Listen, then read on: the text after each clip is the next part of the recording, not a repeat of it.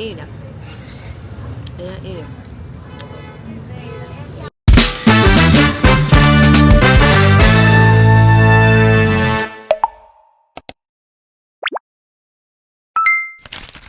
ကိုကြီးတို့ဟန်နွိုင်းကိုလာတော့ကမလေးရှား KL ကနေလာတာပေါ့နော်လေလက်မကပေါင်190ဝန်းကျင်လောက်ပဲကြာတော့တော်တော်တန်တယ်လို့ပြောလို့ရတယ်လန်ဒန်ကနေဗီယက်နမ်ဘက်ကိုလာမယ်ဆိုရင်လေလက်မကတော်တော်ဈေးကြီးတယ်အဲ့ဒီတော့မလေးရှားရောက်တော့မလေးရှားဘက်ကနေပဲဗီယက်နမ်ဘက်ကိုလာခဲ့လိုက်တယ်ပေါ့နော်လေလက်မလည်းပိုတန်သွားတယ်ဒါကတော့ဟန်နွိုင်းရောက်တဲ့ဒုတိယနေ့ပါဟန်နွိုင်းမှာကအဓိကလုံးစရာတွေကတော့ street food တွေရှောက်စားမယ်နောက်ပြီးသူတို့ရဲ့အထင်ကြီးကတမိုင်းဝင်နေရာတွေကိုရှောက်လဲမယ်ရှောက်သွားမယ်ပြီးတော့ဟန်နွိုင်းရဲ့ coffee culture ဖြစ်တဲ့ coffee ဆိုင်တွေကိုရှောက်လဲမယ်ပေါ့နော်ကိုရီသွားတော့ကတရုတ်နှစ်ကူနဲ့နီးတော့ဒီလိုမျိုးတရုတ်နှစ်ကူအတွက်ရောင်းနေတဲ့ပစ္စည်းဆိုင်လေးရောအများကြီးတွေ့ခဲ့တယ်ပေါ့နော်လမ်းသွားရင်တော့ဂရုစိုက်ပြီးသွားရတယ်။ तू ကကားလမ်းမဆိုပေမဲ့ကားလမ်းမပေါ်မှာကားတွေလည်းရှိရယ်မော်တော်ဆိုင်ကယ်တွေလည်းရှိရယ်နောက်ပြီးတော့အလိုတုတ်တုတ်လိုမျိုးဒီစက်ဘိန်းလေးတွေလည်းရှိရယ်လူတွေလည်းရှိရယ်ပေါ့နော်။အဲ့ဒါနဲ့လမ်းလျှောက်လာနေနဲ့ဘိုက်စာလို့ street food ဆိုင်တစ်ခုမှာပေါက်စီစားမယ်ပေါ့နော်။ဆိုပြီးပေါက်စီဝယ်ခဲ့တယ်။ပြီးတော့ကော်ပြင်းလေးလိုမုတ်အစံလေးတွေ့တာနဲ့လည်းဝယ်စားဖြစ်ခဲ့တယ်။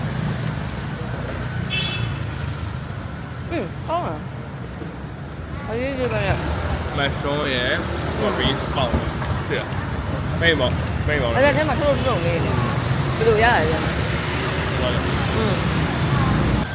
ဒါပေမဲ့လည်းဘိုက်ကမဝသေးတော့ထူတူပါစားလို့ရမလဲဆိုပြီးတော့ဆက်လျှောက်လာခဲ့တယ်ပေါ့နော်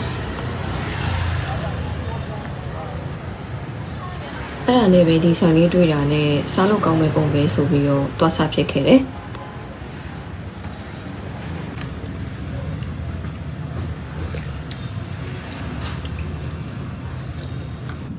ဗီယက်နမ်ရောက်ပြီဆိုလို့ရှိရင်တော့စားဖို့စားရမယ်ဒီမှာဖာဆိုတာပါတယ်ပေါ့နော်ဖာဆိုတာကဗီယက်နမ်ရဲ့ national food တွေကတခုဆိုလဲမမှားဘူးပေါ့နော်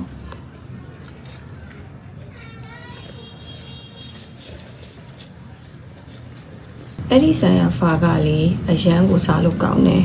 customer လာမှလုပ်ပေးတာပေါ့နော် fresh လည်းအရန်ဖြစ်တယ်အရသာလည်းအနေတော့ပဲအပိုလိုမရှိကိုစားလို့ကောင်းတယ်ဖာထဲမှာအဲ့လိုမျိုးအီဂျာကွေးလေးကိုစိမ်ပြီးတော့စားတဲ့အခါမှာပိုလို့တော့မှအရသာစားလို့ကောင်းသေးတယ်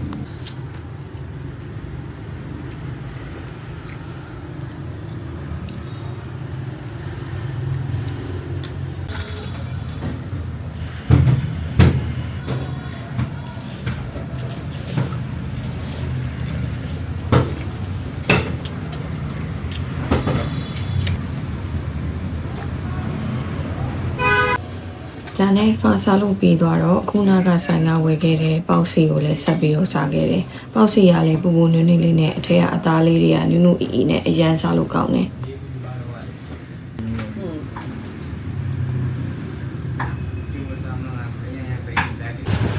ဒါနဲ့စားလို့တောက်လို့ပြီးသွားတော့ window shop ပဲဆက်ထွက်ခဲ့တယ်ပေါ့နော်။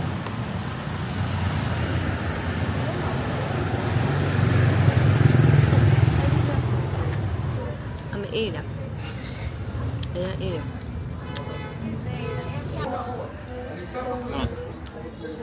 ကောင်းနော်အဲ့ဒီကမောရေကမောလည်းမတူပါဘူးဘာနဲ့တူနေလဲရေခဲချက်လားဘာနဲ့တူရေခဲချက်မသိဘာနဲ့တူနေမှာဟောဒီဒါတော့အချိုးဆက်တဲရပါတော့နော်သူကရေခဲမှုလိုရေခဲချစ်လိုအရာသာနဲ့မတ်ချာနဲ့ဘီးနဲ့ရိုးထားတာပေါ့နော်စားလို့ကတော့တော်တော်ကောင်းတယ်chuyên nghiệp quá nhỉ mát chả binh sụp đẹp đấy sao còn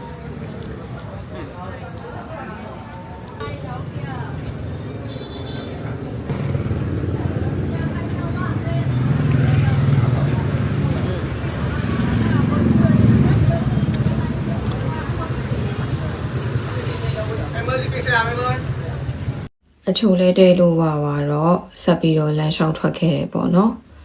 လမ်းကလည်းကားတွေရောလူတွေရောဆက်ကဲတွေရောစပိန်တွေရောအကုန်လုံးကအမြဲတမ်းရှုပ်ရှက်ကိုခတ်နေတော့တာပဲ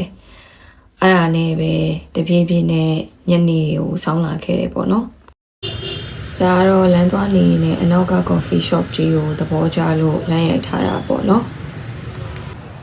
ကဲအဲ့ဒါဆိုလို့ရှိရင်တော့ဒီ vlog လေးကိုဒီမှာပဲအဆုံးသတ်လိုက်ပါမယ်နော်